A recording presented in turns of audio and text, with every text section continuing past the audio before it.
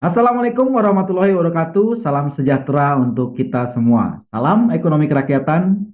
Senang sekali saya bertemu dengan Bapak Ibu lagi pada sesi training kali ini, yaitu mengenal tata letak dan fitur part 3. Jika di part 1 kita sudah membahas tentang tata letak IC Core System, di fitur kelembagaan kita sudah bahas di part 2, dan kita sekarang masuk ke part 3. Apa yang akan kita bahas di part 3 ini? Yang kita bahas adalah mengenal fitur pada modul keuangan. Apa saja fitur-fitur yang ada pada modul keuangan? Mari kita simak satu persatu fitur-fitur yang ada pada modul keuangan ini. Yang pertama ada fitur invoicing. Kemudian yang kedua ada fitur menu transaksi keuangan. Kemudian yang ketiga ada menu laporan. Kemudian yang keempat ada menu aset atau harta. Kemudian yang kelima ada pajak. Serta yang keenam ada voucher dan poin. Untuk bisa mengetahui secara detail seperti apa menu-menu ini, mari kita masuk ke dalam sistem. Oke, untuk masuk pada modul keuangan, kita bisa tekan bulatan ini, bulatan modul ini. Kita klik modul keuangan, maka akan muncul di sini menu-menunya. Menu yang ada di modul keuangan seperti yang saya jelaskan tadi, ada menu invoicing, ada menu transaksi keuangan, ada menu laporan, ada menu aset atau harta, ada menu laporan pajak, ada menu voucher dan poin. Sekarang kita simak lebih detail lagi di dalam menu invoicing.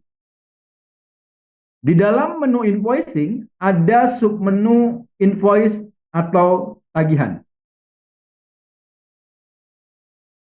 Kalau kita klik submenu invoice atau tagihan, kita di sini bisa buat invoice baru. Nah, Bapak Ibu bisa menggunakan fitur ini untuk membuat invoice. Fitur ini dia tidak langsung terkoneksi menjadi sebuah jurnal, tetapi hanya sebuah alat bantu.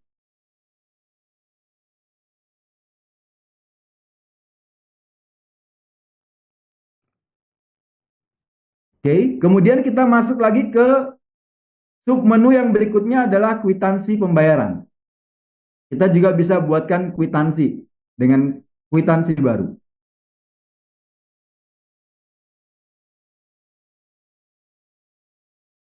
Ini juga sama, bukan fitur yang langsung terkoneksi menjadi sebuah laporan. Ini hanya sekedar alat bantu untuk Bapak Ibu bisa membuat sebuah kwitansi atau invoice. Nah, untuk bisa membuat transaksi di dalam sistem, itu masuknya ada di submenu yang berikutnya, yaitu submenu input transaksi baru yang berada pada menu transaksi keuangan. Kita bisa klik input transaksi baru di sini. Jadi ketika kita membuat input transaksi untuk menginput transaksi keuangan tuh inputnya di sini. Kita mau input di unit mana, tanggal berapa, jenis transaksinya apa. Di sini ada general, pemasukan, pengeluaran, hutang, piutang, tanah modal, tarik modal, transfer uang. Tinggal kita pilih jenis transaksinya apa, kemudian kita input data transaksinya. Ini berlaku untuk transaksi per unit. Perlu diketahui bahwa sistem ini mengadopsi standar akuntansi keuangan entitas private.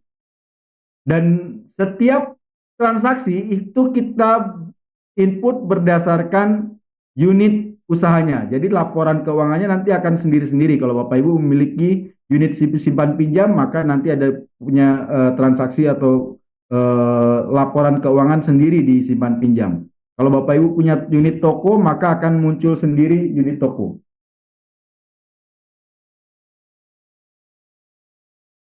Kemudian yang berikutnya adalah kita juga bisa mengupload transaksi massal. Nah, di sini kita tinggal pilih filenya, kemudian upload transaksi massal. Oke, untuk fitur transaksi hutang dan piutang, khusus untuk transaksi hutang dan piutang, di sini kita bisa menambahkan kontak di sini. Oke. Berikutnya adalah input transaksi konsolidasi. Transaksi konsolidasi ini adalah transaksi yang dilakukan untuk transaksi di pusat dan unit. Misalnya kita akan transfer dana dari pusat dan unit untuk setor modal di unit usaha misalnya dari pusat. Maka kita menggunakannya input transaksi konsolidasi. Kemudian yang berikutnya ada data kontak. Data kontak ini untuk kita menambahkan kontak khusus untuk transaksi hutang dan piutang. Kemudian yang berikutnya adalah request deposit saldo. Ini berkaitan dengan apabila Bapak Ibu ingin mendeposit saldo untuk pulsa dan PPOB atau untuk fitur-fitur lain agar anggota dapat melakukan transaksi pembelian pulsa dan PPOB di aplikasi layanan anggota.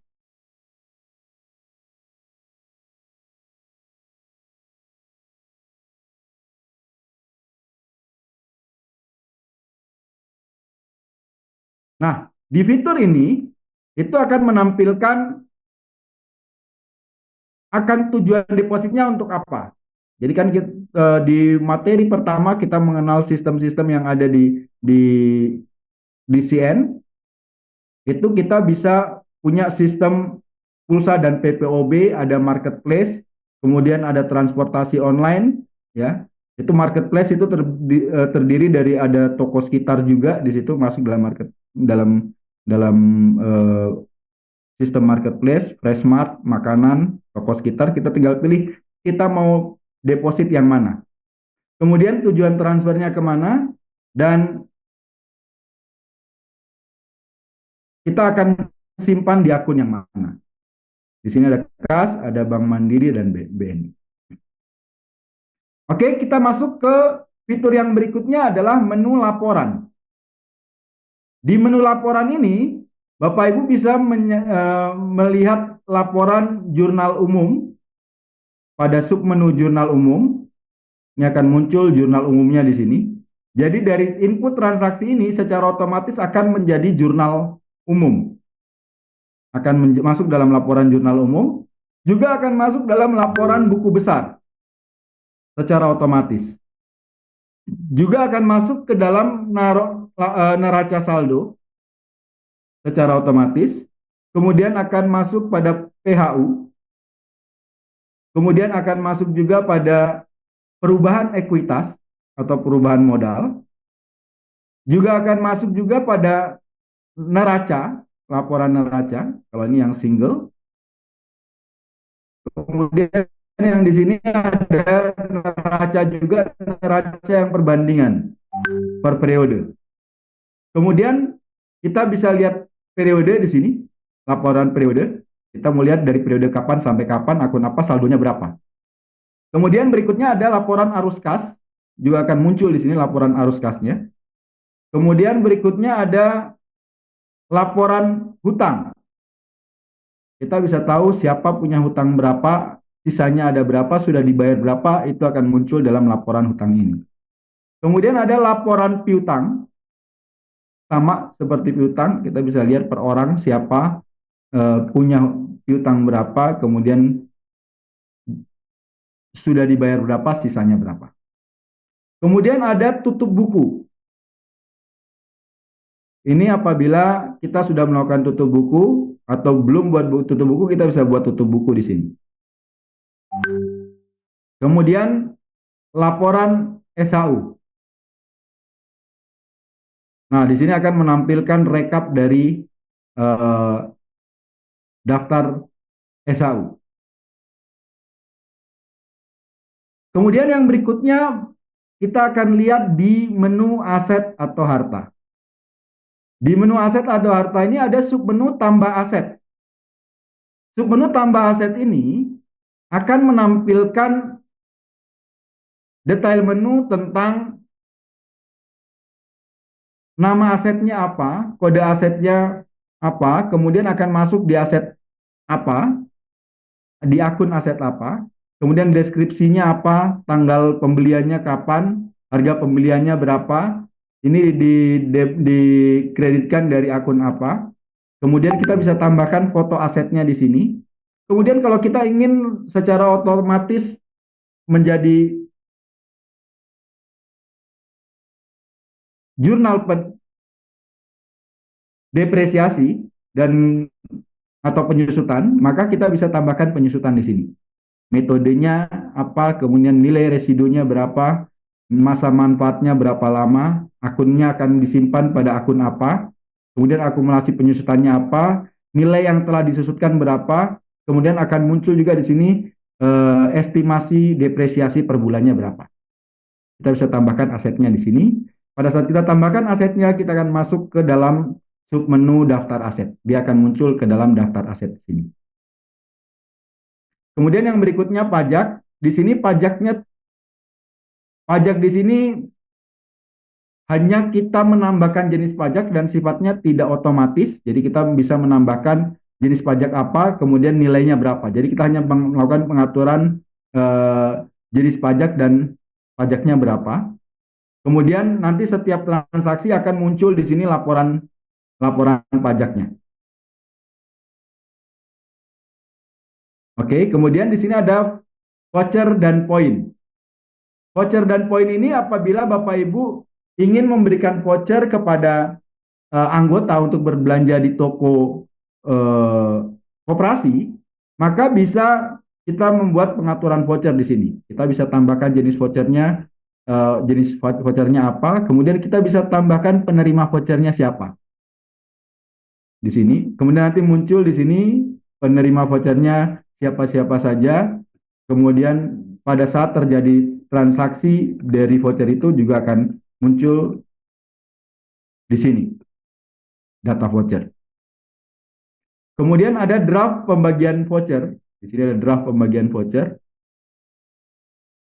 Ini sebelum dibagikan vouchernya kita bisa membuat draft ini. Kalau kita sudah setuju, kita setujui draftnya. Atau kita juga bisa batalkan draftnya. Kita bisa cetak PDF draftnya. Kemudian kita juga bisa mencari berdasarkan nomor anggota, periode voucher dikeluarkan, grup anggota, dan berdasarkan kata. Kemudian poin. Nah, di sini akan melaporkan poin yang terhubung dengan POS atau point of sales atau sistem penjualan. Itu kita akan terhubung dengan point of sales. Jadi kalau di point of sales atau di sistem penjualan kita buat pengaturan ada poin, maka muncul di sini setiap anggota yang memiliki poin berapa. Dan kita bisa lihat detailnya di sini. Total poinnya berapa dia. Kemudian berikutnya ada laporan penggunaan voucher. Nah, di sini akan ada laporan dari setiap anggota yang sudah menggunakan voucher. Itu siapa-siapa saja, berapa nominalnya yang digunakan. Baik Bapak Ibu, sekian materi kita saat ini tentang fitur pada modul keuangan. Kita akan masuk nanti di materi berikutnya tentang fitur pada modul aplikasi. Senang saya bisa sharing kepada Bapak Ibu sekalian. Wabillahi taufik walhidayah. Wassalamualaikum warahmatullahi wabarakatuh. Salam sejahtera untuk kita semua. Salam ekonomi kerakyatan.